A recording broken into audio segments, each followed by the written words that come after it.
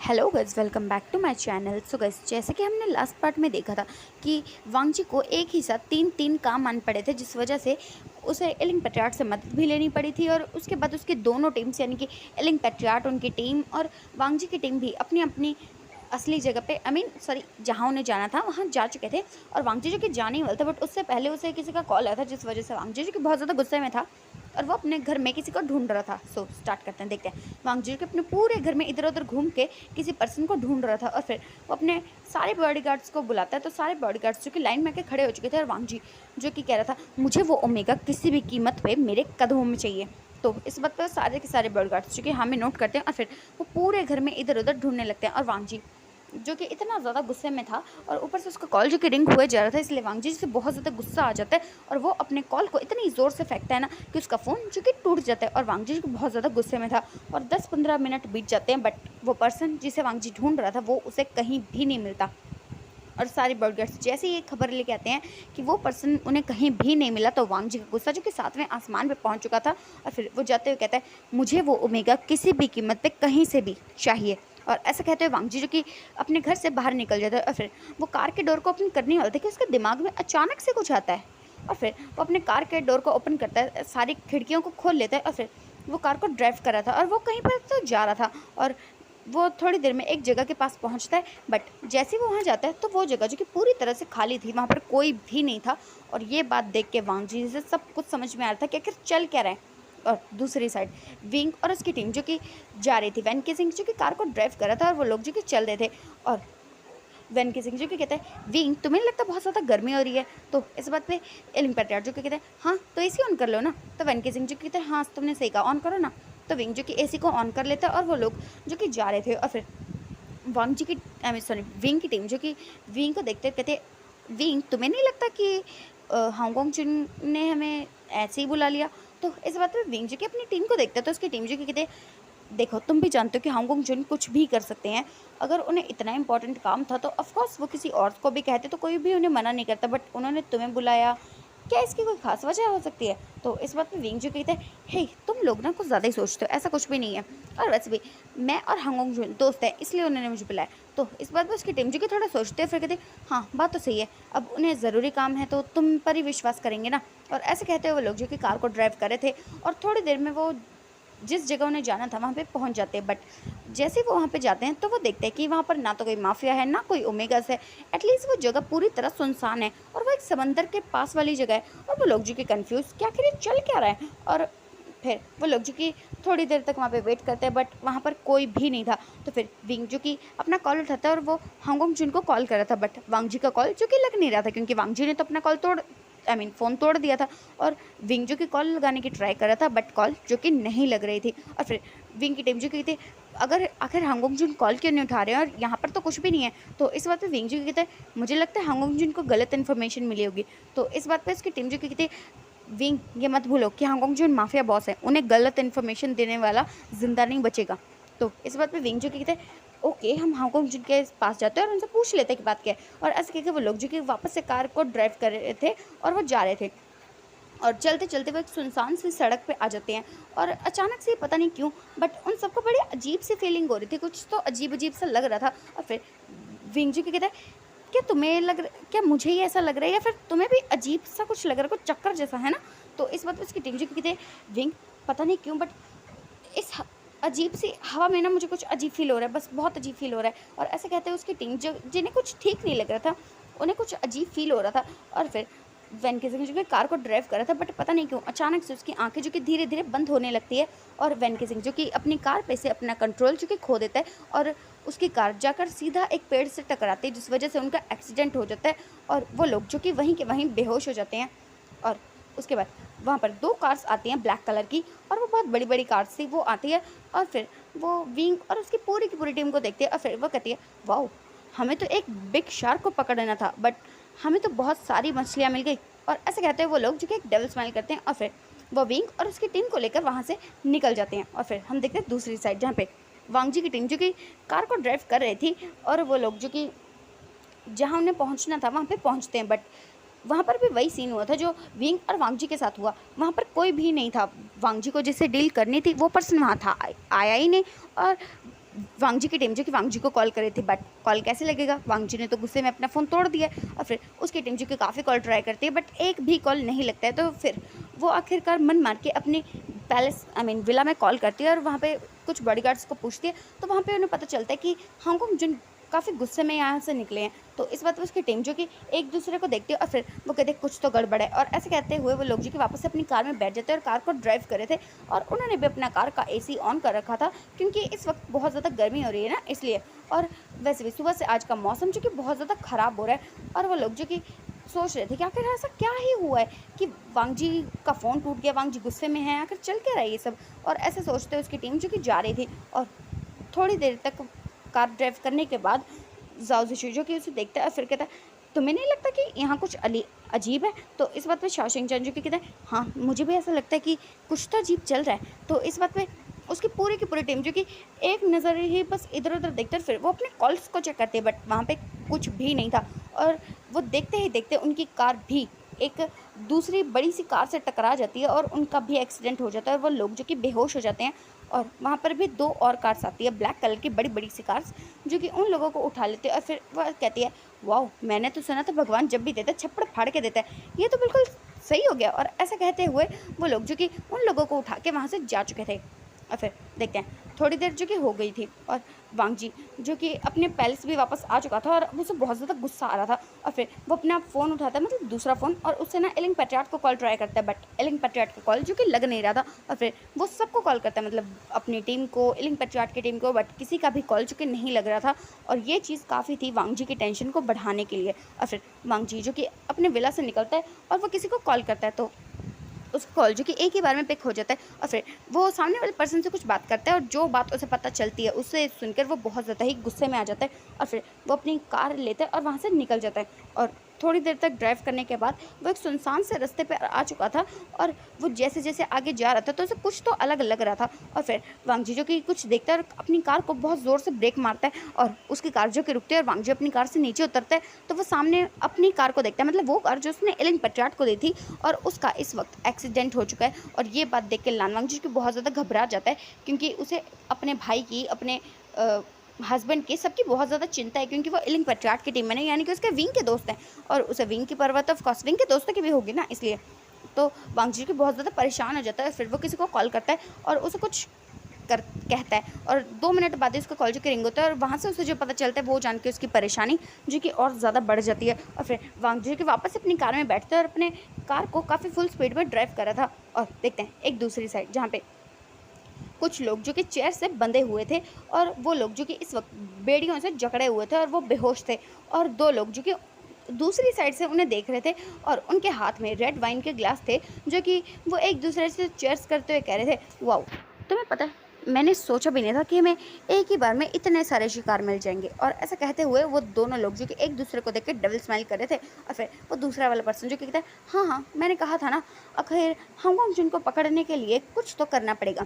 अब पहला पत्ता जब हमने फेंका है तो जीत भी तो हमारी होगी। तो इस बात पर वो दूसरा पर्सन जो कि कहता है वाह तुम भी ना बहुत आगे की सोच लेते हो भाई। और ऐसे कहते हुए वो लोग जो कि बस एलिंग पैट्रियाट को देख रहे थे जो कि इस वक्त उस डार्क रूम में अपनी टीम के साथ बेड़ियों से जकड़े हुए हैं।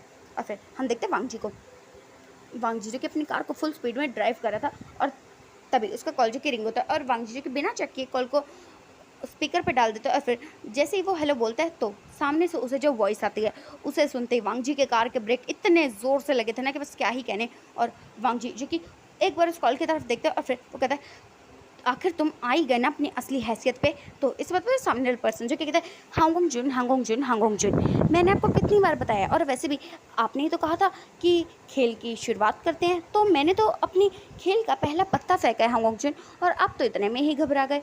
अगर मैं आपको अपना पूरा का पूरा प्लान बता दूंगा तो आपका क्या होगा हांगकांग जुन। और ऐसे कहते हुए वो पर्सन जो कि हांगकांग जुन को बेवजह का गुस्सा दिलाता है और वांग जी जो कि उसे कहता है अपनी हद में रहो, अगर तुमने एलिंग पैट्रियाट को, उसकी टीम को या मेरी टीम को हाथ भी लगाया ना तो मैं तुम्हें वो मौत दूंगा कि ज़िंदगी भर याद रखोगे। तो इस बात पे वो पर्सन यानी कि स्कॉर्पियो किंग, ऑफ कोर्स यार गाइस वो स्कॉर्पियो किंग्स थे और कौन हो सकता है। और फिर वो लोग जो कि कहते हैं ओ माय गॉड हांगकांग जुन मुझे पूरा यकीन है अभी तक तो आपने पता कर ही लिया होगा ना कि आपकी टीम और एलिंग पैट्रियाट की टीम आखिर है कहाँ, बट आपकी बदकिस्मती है कि आप उससे मिल नहीं सकते। सही कहा ना हांगकांग जुन। और फिर वांग जीजू को उसे गुस्से में कहता है, स्कॉर्पियो किंग शायद तुम भूल रहे हो कि तुम किससे बात कर रहे हो। तो स्कॉर्पियो किंग जो कि कहते हैं, मैं जानता हूँ कि मैं द ग्रेट हांगकांग जुन से बात कर रहा हूँ, और ये भी जानता हूँ कि अगर आपको गुस्सा आ गया तो मेरे लिए बिल्कुल ठीक नहीं होगा। बट पता है, आपका ये जो गुस्सा है ना, वो भी किसी काम का नहीं है हांगकांग जुन। जस्ट बिकॉज आपकी टीम एलिंग पैट्रियट और उनकी टीम मेरे कब्ज़े में है, और अगर आप चाहते हैं कि मैं उन्हें सही सलामत छोड़ दूँ ना, तो आपको वो करना चाहिए जो मैं करता हूँ। ओ सॉरी, आपको वो करना चाहिए जो आपसे मैं करने को कहता हूँ। तो इस बात पे वांग जी जो कि बहुत ज़्यादा गुस्से में आ चुका था, और वो कहता, स्कॉर्पियो किंग अपनी हद मत भूलो। अगर तुमने मुझे अभी के अभी उनकी असली लोकेशन नहीं बताई ना, तो आई स्वेयर मैं तुम्हें जान से मार डालूंगा। तो इस बात पे स्कॉर्पियो किंग जो कहते हैं, हांगकांग जुन तुम इस कंडीशन में नहीं हो कि तुम मुझ पे कोई भी धमकी दे सको, और उसके बावजूद तुम मुझे धमकी देने की साजिश कर रहे हो। क्या तुम नहीं जानते हो कि अगर मुझे गुस्सा आ गया तो एलिंग पैट्रियट की टीम, तुम्हारी टीम और उनके साथ मैं क्या क्या कर सकता हूँ। तो वांग जी जो कहते हैं, अगर तुमने उनकी तरफ आंखें उठा के भी देखा ना, तो मैं तुम्हारी आंखों के छोटे छोटे टुकड़े कर दूंगा। तो स्कॉर्पियो किंग जो कि कहते हैं, वाओ कितने अच्छे अच्छे तरीके हैं ना तुम्हारे पास मुझे मारने के लिए, बट इट्स ओके, कोई बात नहीं। देखते हैं कि आप मुझ तक पहुंच पाएंगे, या उससे पहले आपकी मुझे आपकी टीम को बताना पड़ेगा कि द ग्रेट हांगकांग जुन मारे गए। और ऐसे कहते ही वो एक भयानक सी हंसी हंसता है, और वांग जी जो कि समझ नहीं पाता। और वांग जी जैसे सामने की तरफ देखता है, तो सामने एक बड़ा सा ट्रक जो कि वांग जी की कार को टक्कर मार चुका था, और वांग जी जिसका सर जाके सीधा स्टेयरिंग पे लगा, और उसकी कार जो कि अभी ब्रिज पे खड़ी हुई थी, वो कार समंदर के अंदर गिर जाती है, और उस कार में एक बहुत बड़ा ब्लास्ट हो जाता है। और दूसरी साइड से स्कॉर्पियो किंग जो कि इस नज़ारे को देखते हैं, और फिर वो बिल्कुल पागलों की तरह हंसने लगते हैं, और फिर वो कहते हैं अपने भाई से, मैंने कहा था ना भाई, बड़ी शार्क को मारने के लिए बड़ा जाल फेंकना पड़ता है। तो इस बात पे इसका भाई जो कि कहता है, तुमने बिल्कुल सही कहा था यार, आखिरकार हांगकांग जुन मारे गए। इस दिन का कितना बेसब्री से मैंने इंतज़ार किया था। तुम्हें पता भी है कि मैंने इस दिन का इतना बेसब्री से इंतज़ार किया था ना, कि अगर हांगकांग जुन इस बार नहीं मरते ना, तो मैं अपने हाथों से उनका क्या हाल करता ना। ये बात सोचना बहुत बहुत बहुत भयानक हो सकता है। तो इस बात पर उसका भाई जो कि कहता है, बट अब हांगकांग जुन मारे जा चुके हैं, और इससे बड़ी खुशी की बात और क्या हो सकती है। तो इस बात पे उसका भाई जो कि कहता है, हाँ हाँ, अब जब हांगकांग जुन मारे जा चुके हैं, तो उनकी टीम को भी मरना चाहिए ना। और ऐसा कहते हुए वो लोग जो कि एक दूसरे को देखते हुए डेविल स्माइल करते हैं, और फिर देखते हैं विंग की साइड। विंग जो कि अभी तक बेहोश था, और जैसे ही उसकी धीरे धीरे आइज ओपन होती है ना, तो अपने आप को बेड़ियों में जकड़ा हुआ पाता है। और जैसे ही वो ये चीज़ देखता है ना, तो वो ज़ोर ज़ोर से चिल्लाने लगता है, किसकी हिम्मत हुई जिसने माफिया किंग को हाथ लगाने की जरूरत की है। और ऐसा कहते हुए विंग जी से समझ में तो नहीं आता कि वो इस वक्त कहाँ है, बट ये ज़रूर पता चल रहा था कि किसी ने उसका किडनैप कर लिया है। और फिर स्कॉर्पियो किंग जो कि उस रूम में आते हैं, और फिर उनका चेहरा जो कि नहीं दिख रहा था, क्योंकि वहाँ पे एक बहुत ज़्यादा डार्क लाइट चल रही थी। और फिर स्कॉर्पियो किंग जो कि विंग को देखता है, और फिर वो कहते हैं, एलिंग पैट्रियट, एलिंग पैट्रियट, एलिंग पैट्रियट। आखिर आप कब समझेंगे कि जब कोई कैद हो तो उसे वही करना चाहिए जो उसे किडनैप करने वाला पर्सन उसे कहता है, बल्कि उसे ये नहीं बताना चाहिए कि उसका कितना रुतबा है, या फिर वो क्या क्या कर सकता है। तो इस बात पर विंग जो कि कहता है, कौन हो तुम, किसकी हिम्मत हुई जिसने एलिंग पैट्रियट को हाथ लगाने की जरूरत की है। तो इस बात पर स्कॉर्पियो किंग जो कि कहते हैं, एलिंग पैट्रियट अपनी लिमिट में रह के बात कीजिए, आप माफिया बॉस से बात कर रहे हैं। तो इस बात पे विंग जो कि कहता है, माफिया बॉस, और ऐसा कहते हुए वो कंफ्यूज लग रहा था। और फिर स्कॉर्पियो किंग जो कि उस अंधेरे से हटके विंग के बिल्कुल सामने आके खड़ा हो जाता है, और उसकी शक्ल जैसे ही विंग देखता है, तो उसे तो 440 वोल्ट का झटका लगा था, और विंग जो कि उसे बस शॉकिंग निगाहों से देख रहा था। और फिर स्कॉर्पियो किंग जो कि विंग को देखते और कहते, क्या हुआ एलिंग पैट्रियट, आप तो मुझे देखकर बिल्कुल ऐसे शॉक हो गए जैसे आपको पता ही नहीं था कि मैं जिंदा हूँ। तो इस बात पे विंग जो कि बस कन्फ्यूजन में उसे देख रहा था। और फिर स्कॉर्पियो किंग जो कहता है, ओ माय गॉड, अब ये मत कहना कि हांगकांग जुन ने कभी आपको बताया ही नहीं कि मैं ज़िंदा हूँ। और ऐसा कहते हुए उसके चेहरे पे एक बहुत बड़ी बड़ी डबल स्माइल थी, और विंग जो कि पूरी तरह से शॉक हो चुका था। और फिर स्कॉर्पियो किंग जो कहते हैं, ओ माय गॉड, मतलब हांगकांग जुन ने ये बात अभी तक आपको बताई ही नहीं थी कि स्कॉर्पियो किंग जिंदा है। ओ माय गॉड, उन्होंने आपका पोपट कर दिया, उन्होंने आपको बेवकूफ़ बनाया। नाउ आई गेट दैट कि वो क्यों क्यों मुझसे अकेले भिड़ते रहते हैं, क्योंकि उन्हें आप पर विश्वास ही नहीं है। ओ माय गॉड, एलिंग पेट्रियार्ट, आई कांट बिलीव इट कि हांगोंग जून आपको इतना कमज़ोर समझते हैं कि उन्होंने आपको ये बिल्कुल बताया ही नहीं कि आपका दुश्मन अभी भी ज़िंदा है। और ऐसा कहते हुए वो पागलों की तरह हंस रहा था, और विंग जो कि बस पूरी तरह से शॉक और कंफ्यूज था। और फिर स्कॉर्पियो किंग जो कि उसे देखते हैं और फिर कहते हैं, एलिन पेट्रियार्ट, पता है आपका ये जो कंफ्यूज फेस है ना, मुझे उस पर बहुत ज़्यादा तरस आ रहा है। बिल्कुल ऐसा लग रहा है कि जैसे आप इतने मासूम हैं कि आपको कुछ पता ही नहीं है कि स्कॉर्पियो किंग जिंदा है। और स्कॉर्पियो किंग एक नहीं बल्कि वो तो, और इस बात पे तो विंग की आंखें शॉक में बड़ी बड़ी। और फिर स्कॉर्पियो किंग जो कि उसकी तरफ देखता है और फिर कहता है, ओह अब ये मत कहना कि आपको ये भी नहीं पता कि हम दो हैं। तो इस बात पे विंग जो कहता है, स्कॉर्पियो किंग बकवास मत करो, और तुम जिंदा कैसे बच सकते हो, तुम्हें हांगकांग जून ने खुद गोलियां मारी थी।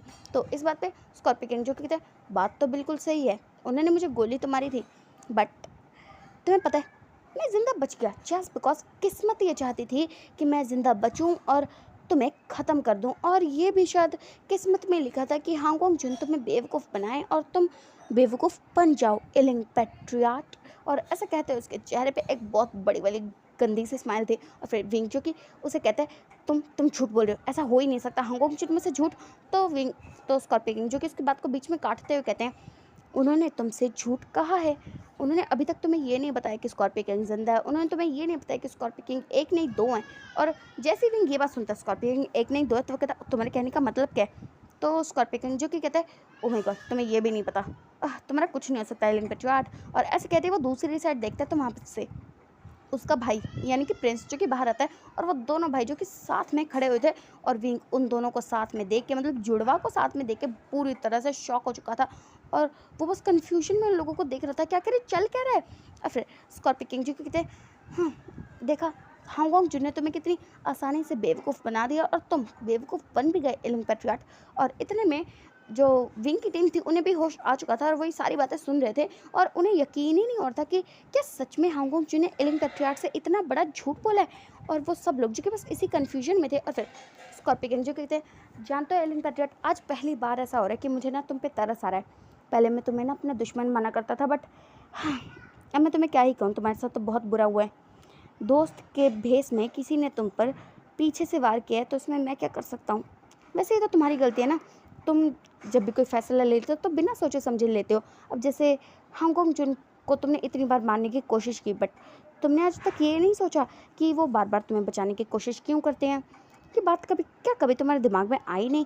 और ऐसा कहते हुए वो विवजान को देख रहे थे, और विवजान जो कि बस शॉकिंग में इस सारी बातों को अपने दिमाग में रिमाइंड कर रहा था कि हांगकांग जून को पता था, उन्होंने ये बात एलिंग पेट्रियार्ट को यानी कि विवजान को नहीं बताई। ये सारी बातें जो कि इस वक्त विवजान के माइंड में रिमाइंड चल रही थी। और फिर स्कॉर्पियो किंग जो कहते हैं, तुम्हें पता है हांगकांग जून ने तुम्हें शुरुआत से धोखा देते हुए आ रहे हैं, और तुम हो कि कुछ सोचते ही नहीं हो, कुछ समझते ही नहीं हो, बस जो जैसा दिखाता है तुम वैसा मान लेते हो बेवकूफ़ों की तरह। और ऐसे कहते हुए एक अननोइंग सा फेस बनाता है, और फिर वो विंग को देखता है और उसके सामने एक चेयर डालता है और वहाँ पे बैठ जाता है। और फिर वो कहता है, तुम्हें पता है तुम कितने ज़्यादा बेवकूफ़ हो, अब देखो शुरुआत से जान लेते हैं। पता है हांगकांग जून ने तुम्हें शुरुआत से धोखा देते आ रहे हैं, और तुम हो कि उनकी बातों में फंसते चले आ रहे हो विवजान विवजान। और फिर विवजान जो कि स्कॉर्पियो किंग को देखता है, और स्कॉर्पियो किंग जो कि कहता है, ओ कम ऑन, मैं माफिया बॉस था, ऑफकोर्स मैं जानता हूँ कि तुम असल में कौन हो। और फिर विवजान जो कि उसे देखता और कहता है, अपनी बकवास करना बंद करो, तुम क्या चाहते हो कि तुम मुझे हांगकांग जून के खिलाफ भड़काओ और फिर हम दोनों के बीच में झगड़ा हो जाए। तो फिर इस बात पे स्कॉर्पियो किंग जो कहते हैं, ओ माय गॉड यार, झगड़ा कैसे होगा जब तुम जिंदा ही नहीं बचोगे झगड़ा करने के लिए। और फिर स्कॉर्पियो किंग जो कि कहते हैं, तुम्हें पता है हांगकांग जून तुम्हें शुरुआत से धोखा देते आ रहे। अब शुरू की बात ही ले लो, उन्होंने तुम्हें मारने की कोशिश की बट तुम्हें मारा नहीं, क्यों, क्या इस बारे में कभी सोचो तुमने। और जहाँ तक बात रही इस बात की कि उन्होंने माफिया किंग वेन रोहन को मारने के बाद तुम्हें बचाया और फिर वो खुद माफिया किंग बन गए, ओ कम ऑन, ये एक झूठ है। वो खुद माफिया किंग बनना चाहते थे, इसलिए तो उन्होंने वेन रोहन को मारा। और तुम सबने क्या मान लिया कि सीरियसली कि वो तुम सबको बचाने के लिए उन्होंने वेन रोहन को मारा। ओ माय गॉड, ये तो बहुत बड़ा वाला मजाक है, पता नहीं क्यों यार तुम सब इतना बुद्धू जैसे रिएक्ट क्यों करते हो। और फिर वो उसे देखता है, फिर वो कहता है, और तो और क्या ये सच नहीं है कि माफिया किंग बनने के बाद उसने अपना हर काम तुमसे करवाया है। तुम्हें कभी उसका मन तुम्हारा कुछ भी करने का मन किया हो या ना किया हो, उसने अपनी हर बात तुमसे मनवाई है। तुमने उसे मारने की कोशिश की जब वो अपनी टीम के साथ अपनी पार्टी को एंजॉय कर रहा था। उसने उन सब लोगों को बहुत ज़्यादा बेरहमी से मार दिया जिसने उसे मारने की साजिश की थी, बट उसने तुम्हें छोड़ दिया, क्यों। क्या कभी सोचा? और फिर याद है जब मैंने तुम पे हमला करवाया था तो क्या नाम है, हांगोंग जून ने तुम्हें बचाया, कभी सोचा कि उन्होंने ऐसा क्यों किया? और फिर उसके बाद उन्होंने सारे के सारे माफियाज़ की टीम में से जितने भी मेरे स्पाई थे उन्हें पकड़ा, उन्हें मार डाला। और उसके बाद तुम, वो क्या तुम ही नहीं थे जिसने सारे माफियाज़ को कहा था कि हांगोंग जून ने ही साजिश की है? और फिर तुम सब ने मिल के उन्हें मार दिया था। और तो और हांगोंग जून ने पूरे 2 साल तक मरने का दिखावा किया। क्या जब वो वापस आए और उन्होंने मुझे मारने में तुम्हारी मदद की, क्या तुम्हें शक नहीं हुआ कि उन्होंने तुम्हारी मदद क्यों की, जबकि तुमने उनके साथ इतनी बार इतना ज़्यादा गलत किया है? उसके बावजूद उसके बावजूद तुमने उन्होंने तुम्हें माफ़ कर दिया, क्या इस बात पे तुम्हें बिल्कुल शक नहीं हुआ? तो विंग जो कि फुल टू कंफ्यूज में था, क्योंकि स्कॉर्पियो किंग जो सारी बातें कह रहे हैं वो बिल्कुल सच है कि विंग ने जब भी सवाल पूछा तो हांगकांग जून ने हमेशा इस बात को टाल दिया, कभी उसे कोई जवाब नहीं दिया। तो इन बातों का क्या ही मतलब समझे कि स्कॉर्पियो किंग जो इन सारी बातों का मतलब निकाल रहे हैं वो शायद बिल्कुल सही है। और फिर स्कॉर्पियो किंग जो कि उसे देखता है और फिर कहता है, और पिछली बातों को भूल जाओ तो आज की बातें ले लो। उन्हें एक ही टाइम पर 3-3 काम कैसे आन पड़े? वो अपनी कार किसी को देना पसंद नहीं करते, बट तुम्हें बिना कहे उन्होंने अपनी कार की कीज़ दे दी। और उन्होंने जो तुम्हें प्लेस बताया वहाँ पर तो कुछ हुआ ही नहीं। उनकी कार में तुम आ रहे थे, तुम्हारा एक्सीडेंट हुआ, तुम लोग बेहोश हो गए, मैंने तुम्हें किडनैप कर लिया। और याद आया तुम लोग हांगकांग जून को कॉल करे थे तो उनका कॉल भी नहीं लगा। तो क्या तुम्हें नहीं लगता कि ये सब कुछ हांगकांग जून का किया धरा है? और ऐसा कहते हैं उसके चेहरे पे एक बहुत बड़ी बड़ी डेविल स्माइल थी। और फिर विंग जो कि उसे देखकर कहता, अपनी बकवास बंद करो, तुम्हें लगता है कि तुम मुझे उनके खिलाफ करोगे और मैं तुम्हारी बात मान लूँगा? तो स्कॉर्पियो किंग जो कि कहता है, देखो मानना ना मानना तुम्हारी मर्जी, और वैसे भी मुझे पता तुम बेवकूफ़ हो, तुम किसी बारे में सोचते ही नहीं हो। मैंने जो तुमसे कहा तुम सुनोगे और दूसरे कान से निकाल दोगे, इसलिए मुझे लगता है कि तुम इस बारे में सोचोगे। अगर सोचते तो अभी तक तो तुम्हें पता चल चुका होता कि हांगकांग जून कोई तुम्हारे दोस्त नहीं है, वो तुमसे बस छुप छुप के बदला ले रहे थे। जैसे कि आज इतने टाइम से जो उन्होंने प्लान किया था वो आज जाके सफल हो गया ना। पता है, मैं तुम्हें ये बात ना बहुत पहले बताना चाहता था, इसलिए इसलिए ना उन्होंने मुझे धोखा दिया। मैंने तुम्हें वो पेंटिंग भेजी तुम्हारी शादी वाले दिन ताकि तुम्हें पता चल जाए कि हांगकांग जिन तुम्हें धोखा दे रहे हैं, बट उन्होंने क्या किया, उसका नाम चेंज कर दिया, उसे डीडी कर दिया, ताकि तुम्हें कभी पता ही ना चले कि मैं ज़िंदा हूँ। और फिर तुम डीडी के चक्कर में पड़े रहो और वो मुझे मार डाले और तुम्हें कभी ये सच्चाई पता ना चले कि हांगकांग जिन तुम्हें धोखा देने वाले थे। पता है, आज ना हांगकांग जिन तुम्हें उठाने वाले थे, तुम्हें मार देते, लेकिन तुम्हारी खुशकिस्मती है कि मैंने तुम्हें पकड़ा। और अब मैं तुम्हें मारूंगा तो तुम्हें पता तो होगा कि तुम्हारे दुश्मन ने तुम्हें मारा है, बट अगर हांगकांग जिन तुम्हें मारते तो तुम्हें कैसे पता चलता? तुम्हारा तो दिल टूट जाता ना कि तुम्हारे दोस्त ने तुम्हें मार डाला, जैसे बिल्कुल उन्हें लगा था। शायद क्योंकि पता नहीं उन्होंने तुम्हें कभी अपना दोस्त माना था या नहीं, बट मुझे ऐसा लगता है कि शायद तुमने उन्हें अंदर से अपना दोस्त मान लिया है। वेल, मानना ना मानना तुम्हारी मर्ज़ी, बट मैं तुम्हें सारा का सारा सच बता चुका हूँ इलिंग पेट्रियाट। और ऐसा कहते हुए वो अपनी जगह से खड़ा हो जाता है और फिर वो कहता है, जानते हो इलिंग पेट्रियाट, आज मैं हांगकांग जुन से मिलने वाला हूँ, क्योंकि आज हांगकांग जुन मुझे मारने वाले हैं। हो सकता है कि शायद वो अपनी इस मकसद में कामयाब हो जाएं, बट तुम ये बात याद रखना, तो मैंने दोस्त मानना है तो मानो, दुश्मन मानना है तो वो भी मानो, मुझे फ़र्क नहीं पड़ता। मेरा मन किया कि मैं मरने से पहले तुम्हें सारी सच्चाई बता दूं, इसलिए बता दी। बट अगर आज हांगकांग जिन मेरे हाथों मारे गए ना, तो उसके बाद मैं तुम्हें बहुत ज़्यादा बेरहमी से मार डालूंगा, क्योंकि मैं तो तुम्हारा दुश्मन हूँ ना, और दुश्मन तो सामने से वार करते हैं और मैं तो वही करूँगा, सामने से वार। हांगकांग जिन की तरह नहीं कि दोस्त बन के पीठ पीछे वार करूँ।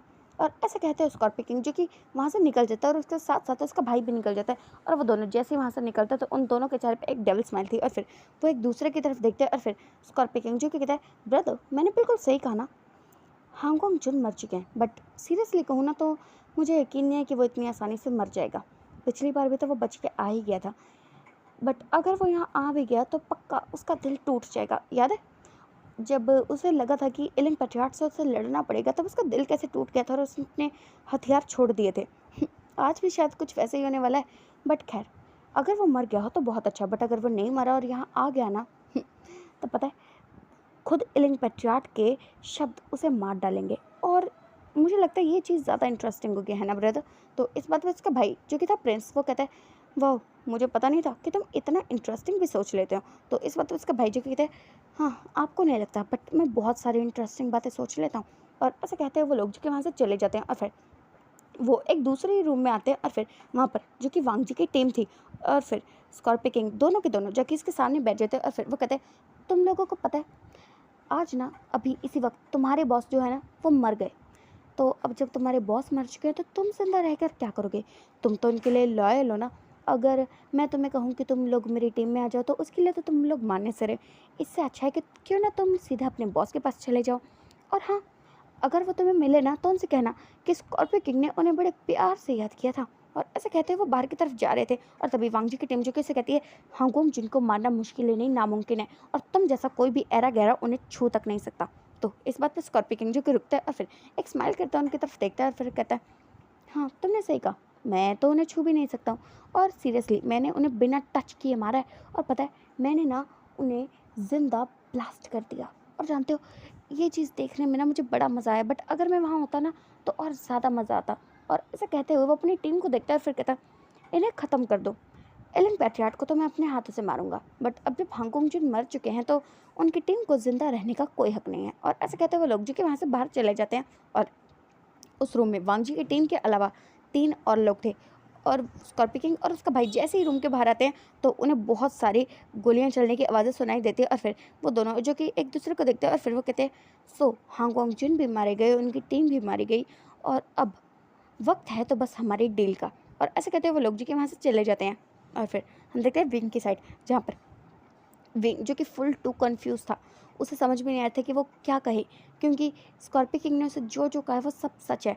कि ये बात सच है कि हांगकांग जिन किसी को अपनी कार देना पसंद नहीं करते हैं, उसके बावजूद उसने एलन पैट्रियाट को इतनी आसानी से दे दी। उसने जहाँ पर कॉल उसे जहाँ पर भेजा गया था वहाँ पर कुछ था ही नहीं। उसने उसे कॉल किया तो उसने पिक नहीं किया। और अब वो इन बातों का क्या मतलब समझे? बट अब ये बात भला विंग को कौन समझाए कि वांग जी ने उसे अपनी कार इसलिए दी क्योंकि वो उसका हस्बैंड है, वो उसे प्यार करता है। और जहाँ तक बात रही उस चीज़ की, तो उस बात का तो वांग जी को खुद भी नहीं पता था। और किडनैपिंग की वो तो वांग जी को जैसे ही पता चला वो उन्हें बचाने ही आया था। अब बीच में उसका एक्सीडेंट हुआ, वो जिंदा बचा या नहीं इस बात का भला विंग कैसे ही जाने। और उसकी टीम जो कि विंग को देखते हैं फिर कहते, विंग स्कॉर्पियो किंग की बातों में मत आओ, तुम जानते हो वो कैसा है, वो तुम्हें बेवजह भड़काने की कोशिश कर रहा है। तो इस बात पे विंग जो कि कुछ नहीं कहता और वो बस सोचों में गुम था। और उसकी टीम जो कि उसे देख रही थी और फिर वो कह रही थी, विंग ऐसा कुछ मत करना जिससे जिससे तुम्हें बाद में बहुत ज़्यादा पछतावा हो। और ऐसे कहते वो विंग को समझाने की कोशिश कर रही थी, बट उन्हें लग नहीं रहा था कि विंग उनकी बात बिल्कुल भी समझ रहा है। और फिर देखते हैं कुछ घंटे जो कि ऐसे ही बीत जाते हैं और अब तो वहाँ पर काफ़ी सारे लोग भी आ चुके थे, यानी कि जिस जिस लोगों को माफिया बॉस ने बुलाया था, यानी कि उसने अपने कुछ वफादार माफियाज को बुलाया था जो अब तक हांगकांग जिनकी जासूसी और स्कॉर्पियो किंग की वफादारी करते थे। और वहाँ पर कुछ गैंगस्टर भी आ चुके थे और वो सब लोग जो कि इस वक्त वहाँ पर बैठे हुए थे और वहाँ पर नाच गाना हो रहा था। और वो लोग जो कि आपस में कुछ बातें कर रहे थे और फिर जहाँ पर स्कॉर्पियो किंग जो कि कहते हैं, हाँ मैंने अपने रास्ते की सबसे बड़ी मछली को आखिरकार हरा दिया। तो इस बात पर वो गैंगस्टर जो कि कहते हैं, ओ माय गॉड, मतलब वो तुमसे भी ज़्यादा ताकतवर था। तो इस बात पर स्कॉर्पियो किंग जो कहते हैं, बिल्कुल भी नहीं, वो मुझसे ज़्यादा ताकतवर होता तो ऑफकोर्स वो अभी तक जिंदा होता। तो इस बात पर वो गैंगस्टर जो कि कहते हैं, हाँ वैसे ऐसा माना जा सकता है, बट मुझे ऐसा लगता है कि वो शायद तुमसे ज़्यादा ताकतवर होगा, इसलिए तो तुम्हें इतने टाइम तक अंडरग्राउंड रहना पड़ा था। तो इस बात पे स्कॉर्पियो किंग जो कहते हैं, ऐसा कुछ भी नहीं है। और वैसे भी तुम लोग भी तो डीडी से डरते हो ना, इसका मतलब क्या ये है कि तुम लोग कभी अपना काम पूरा ही नहीं करोगे। तो इस बात पे वो गैंगस्टर जो कहते हैं, तुम बेवजह का गुस्सा कर रहे हो यार, ऐसा कुछ भी नहीं है। और वैसे भी जहाँ तक बात रही डीडी की, वो पता नहीं आजकल कहाँ गायब है। और जब तक वो गायब है तब तक सारे गैंगस्टर की मौज है, क्योंकि तुम तो जानते हो ना कि अगर डीडी एक बार आ गए तो पता नहीं क्या होगा। और तुम्हें पता है हमारी डील जैसे ही कंफर्म हो जाएगी ना, उसके बाद हम सब साथ में मिल जाएंगे। और फिर तो अगर डीडी आ भी गए ना तो हम लोग मिलके उन्हें देख लेंगे। तो इस बात पे माफिया बॉस जो कि दोनों एक साथ उनके साथ वाइन को चेयर्स करते हुए कहते हैं, हाँ जैसे मैंने हांगकांग जिन को ख़त्म किया उसी तरह मैं डीडी को भी ख़त्म कर दूंगा। और फिर ना तो कोई माफिया और गैंगस्टर के बीच में लकीर रहेगी और ना ही कुछ। और ऐसे कहते हुए वो लोग जो कि आपस में अपने डील्स की कुछ बातें कर रहे थे और वहाँ पर कुछ गैंगस्टर, कुछ माफियाज और स्कॉर्पियो किंग थे और वो एक पार्टी कर रहे थे, क्योंकि आज उनके सबसे बड़े दुश्मन यानी कि हांगकांग जो मारे गए हैं और वो साथ में कोई डील करने वाले हैं इसलिए। और वहाँ पर कुछ ओमेगास जो कि डांस कर रहे थे मतलब वैसे ही जैसे पार्टी होती है, लोग दारू पी रहे थे, नाच रहे थे, पैसे उड़ा रहे थे और क्या करते हैं पार्टी में। और फिर उसके बाद हम देखते हैं दूसरी साइड, जहाँ पे विंग जो कि अभी तक सोचों में था कि वो क्या ही करे, क्योंकि उसे नहीं पता कि वो इन सब बातों का क्या ही मतलब समझे, वो कुछ नहीं जानता। उसका तो मन कर रहा है ना कि अपना सर कहीं जाके फोड़ ले, या फिर उसका मन कर रहा है ना कि इसी वक्त हांगोंग जून अगर उसके सामने आ जाए ना, तो अपने सारे सारे सवालों का जवाब ना हांगोंग जून से ले। बट वो क्या करे, वो यहाँ से कैसे जाए, वो पूरी तरह से बेड़ियों में जकड़ा हुआ है। वेल, बेड़ियों से खुले जाना उसके लिए कोई बड़ी बात नहीं है, बट उसका दिल उसे बार बार कह रहा है कि उसकी बात पे उसे बिल्कुल यकीन नहीं करना चाहिए। बट उसका दिमाग जो कि उसे सोचने पे मजबूर कर रहा है कि स्कॉर्पियो किंग ने जो कहा वो सब सच है, वो इन्हें झूठ कैसे झूठ माने। और ऐसे सोचते हुए विंग जो कि बहुत ज़्यादा कंफ्यूज था, और उसकी पूरी टीम जो कि बस मन में प्रे करे थी कि विंग ऐसा कुछ भी ना करे जिससे लान वांगजी को, यानी कि हांगोंग जिन को ऐसा लगे कि उन्होंने अब तक जो भी किया है ना वो सब वेस्ट है, कि हांगोंग जिन को ऐसा ना लगे कि उन्होंने एलन पेट्रियार्ट पे विश्वास करके उन्हें अपना दोस्त चुन के बहुत बड़ी गलती कर दी। और वो लोग जो कि मन में ऐसा प्रे कर रहे थे और विंग को कह भी रहे थे, बट ऐसा लग नहीं रहा था कि विंग उनकी कोई भी बात सुन रहा है। और फिर हम देखते हैं दूसरी साइड, जहाँ पे एक पर्सन जो कि अपनी कार को काफ़ी फुल स्पीड में ड्राइव कर रहा था, और वो एक बहुत ही सुनसान सी जगह पर जा रहा था। और जाते जाते वो एक बहुत बड़ी सी जगह पे पहुंच जाता है, और वहाँ पर ना एक बार टाइप होता है ना, होटल टाइप, बिल्कुल वैसा था। उसके कोई फ्लोर्स नहीं थे, बट वो बहुत ज़्यादा ही बड़ी जगह थी, और वो एक अकेली जगह थी वहाँ पर, क्योंकि वो जगह पूरी तरह से सुनसान थी। और वो पर्सन जो कि अपनी कार को फुल स्पीड में दौड़ाता है, और उसके एंट्रेंस वाले डोर को वो पूरी तरह से तोड़ देता है। और कुछ लोग जो कि उसकी तरफ अपनी गन को शूट करते हैं, बट वो अपनी कार को इस तरह से घुमाता है कि एक भी गोली ना तो उसकी कार को लगती है और ना ही उसे लगती है। और फिर वो पर्सन जो कि अपनी कार के डोर को ओपन करता है, अपनी गन को सामने करता है और उन सब लोगों को गोलियों से मार देता है। और वो पर्सन जो कि कार से नीचे उतरता है, और उसने एक डार्क ब्लू कलर का सूट पहन रखा था, और उसका चेहरा जो कि मास्क से कवर था, और उसने अपने चेहरे पे गॉगल्स भी सेट कर रखे थे। और वो पर्सन जो कि अपनी बंदूक को लेके अंदर की तरफ जा रहा था, और फिर वो पर्सन जो कि एक लात मार के उस डोर को ओपन करता है, और फिर वो अंदर की तरफ जा रहा था, और कुछ लोग जो कि उसकी तरफ शूट कर रहे थे, और वो पर्सन जो कि काफ़ी स्मूथली उन गोलियों से बच जाता है और उन्हें एक ही शूट में ख़त्म कर देता है। और फिर उसके सामने जो पर्सन आ रहा था वो उन्हें गोलियों से मारे जा रहा था। और तभी उनमें से एक पर्सन जो कि भाग के अंदर की तरफ जाता है, और जहाँ पर इस वक्त स्कॉर्पियो किंग अपनी पार्टी कर रहे थे, वहाँ पर एक पर्सन जो कि भाग के आता है, और फिर वो कहता है, बॉस बहुत बड़ी गड़बड़ हो गई है, कोई तो आया है। तो इस बात स्कॉर्पियो किंग जो कि कहता है, कौन आया है यहाँ पर। तो इस बात पे वो सामने वाला पर्सन जो कि कुछ कहता है, उससे पहले वो बंदा जो कि वहीं के वहीं ढेर हो जाता है। और फिर स्कॉर्पियो किंग जो कि कहता है, जाओ जाके देखो। और ऐसे कहते हैं वो लोग जो कि अपनी पार्टी को बिल्कुल वहाँ से ख़त्म ही कर देते हैं, और वो लोग जो कि अंदर की तरफ चले जाते हैं एक उस बड़े से लिविंग हॉल में। और वो लोग जो कि वहाँ पे जा चुके थे, और उन्होंने डोर को लॉक कर लिया था, और वो लोग जो कि अभी तक वहाँ बैठे हुए थे कि अगर उन्हें कोई प्रॉब्लम लगी तो ही वो बाहर जाके लड़ेंगे, वरना वो क्यों ही लड़े, उनके बॉडीगार्ड्स काफ़ी हैं। और वो दूसरा पर्सन जो कि अभी डार्क ब्लू कलर के सूट में था, वो पर्सन जो कि अपनी गन को लोड करते हुए उसे शूट करते हुए आगे की तरफ बढ़ रहा था। और तभी उसे कुछ फील होता है, और वो एक पिलर के पास जाके छिप जाता है, और जैसे एक पर्सन उसकी तरफ आता है ना अपनी गन को लेके, वो उस बंदे की गन को पकड़ता है और उसके सीधा शूट कर देता है उसके सर में। और फिर वो उसे एक लात मार के दूर फेंकता है, और उसकी तरफ जो पर्सन आता है वो उसे गोलियों से ढाई कर देता है। और फिर वो आगे की तरफ जा रहा था, और फिर वो सामने वाले डोर को एक ज़ोर की लात मारता है, और फिर वो तोड़ता है। तो वहाँ पर साफ साफ देखा जा सकता था कि यहाँ पर कोई तो बहुत घटिया हरकतें चल रही थी, यानी कि पार्टी चल रही थी। और वहाँ पर काफ़ी सारे ओमेगास भी थे, जिन्हें देख के पता किया जा सकता था कि आखिर यहाँ पर कौन सी पार्टी चल रही थी। और फिर वो उन सारे ओमेगास को वहाँ पर जाने का इशारा करता है, और वो सारे ओमेगास जो कि बस वहाँ पर नाच रहे थे, वो वहाँ से खिसक लेते हैं, और सारे बॉडीगार्ड्स जो कि उस पर्सन को आके घेर लेते हैं। और वो पर्सन जो कि बस एक नज़र उनकी तरफ डालता है, और अगले ही पल वो सब लोग जो कि वहाँ पर ढेर हो चुके थे, और वो पर्सन जो कि बस आगे की तरफ जा रहा था। और तभी वो अंदर की तरफ जा रहा था कि उससे पहले उसे किसी की वॉइस सुनाई देती है, तो वो टर्न होता है, और फिर अपने सामने कुछ लोगों को देखता है। तो वो पर्सन जो कि 2 वाइन की बॉटल को उठाता है, उन्हें उनकी तरफ थ्रो करता है और उन पे गन चला देता है, जिस वजह से वहाँ पे बिल्कुल छोटा सा ब्लास्ट हो जाता है, और वो लोग जो कि अभी तक उसकी तरफ भाग के आने वाले थे वो वहीं के वहीं ढेर हो जाते हैं। और फिर वो पर्सन जो कि अंदर की तरफ जा रहा था, और जाते जाते वो जितनी गोलियां चलाए जा रहा था उनकी आवाज़ जो कि स्कॉर्पियो किंग तक पहुंच रही थी, और उसे पता चल रहा था कि वो पर्सन जो कि एक अकेला है, बट वो आगे की तरफ आए जा रहा है। और फिर वो सब लोग जो कि अपनी गन को उस डोर की तरफ पॉइंट कर लेते हैं, और बिल्कुल तैयार बैठे थे कि जैसे ही वो पर्सन अंदर आएगा वो उन्हें गोली मार देंगे। और फिर वो पर्सन जो कि उस डोर के पास आ जाता है, क्योंकि उसे पता था कि सब लोग, वो सारे के सारे कमीने लोग यहीं पे रहें। और फिर वो एक ज़ोर की लात मारता है और वो डोर जो कि धड़ाम से ओपन हो जाता है और वो सब लोग जो कि अपनी गन को उस तरफ पॉइंट कर लेते हैं। और वहाँ पर एक पर्सन जो कि सामने गिर जाता है उनके, और वो दूसरा पर्सन जो कि उसके ऊपर कदम रखता है और फिर वो अंदर की तरफ आता है। और जैसे ही वो सब लोग उन्हें देखते हैं तो उनके पैरों के नीचे से तो ज़मीन ही खिसक गई थी, उनका तो आसमान ही फट गया था।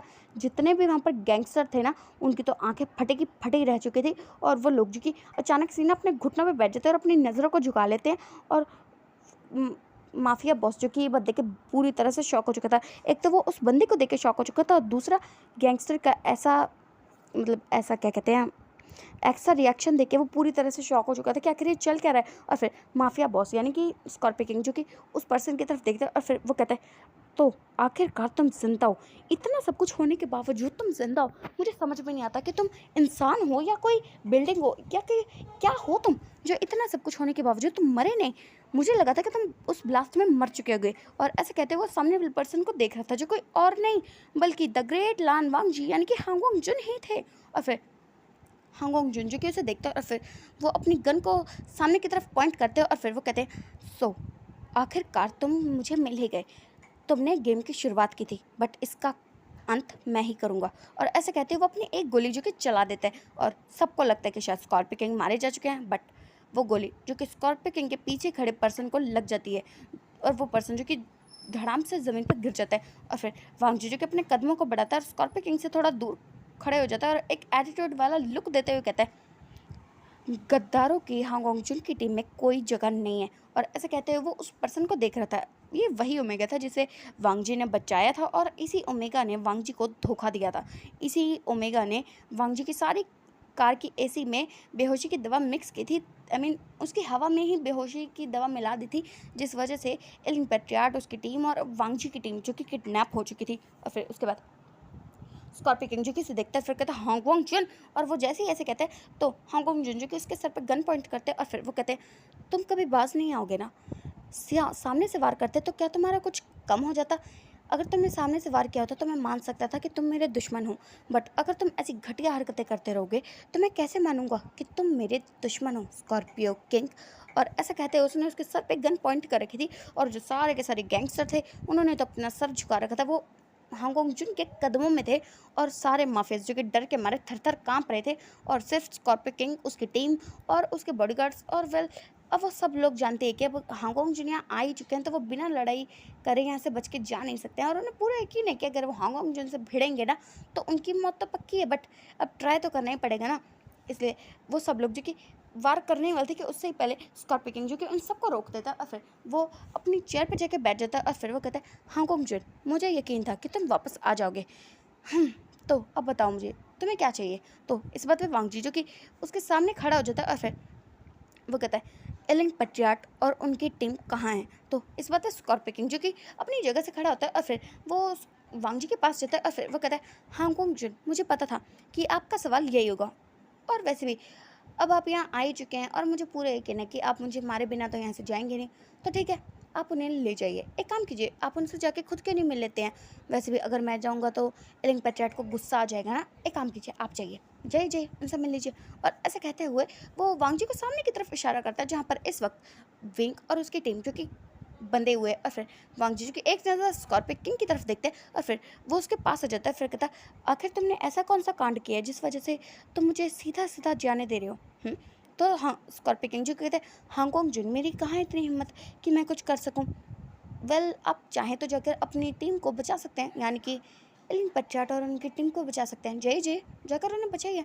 और ऐसे कहते हुए स्कॉर्पियो किंग जो कि वहाँ अपनी जगह पे जाके वापस से बैठ चुके थे और हांगोंग जुन जो कि एक नज़रों से देखते हैं और फिर वो सारे गैंगस्टर को देखते हैं और वो सब लोग जो कि अपनी नज़रें झुकाए हुए थे।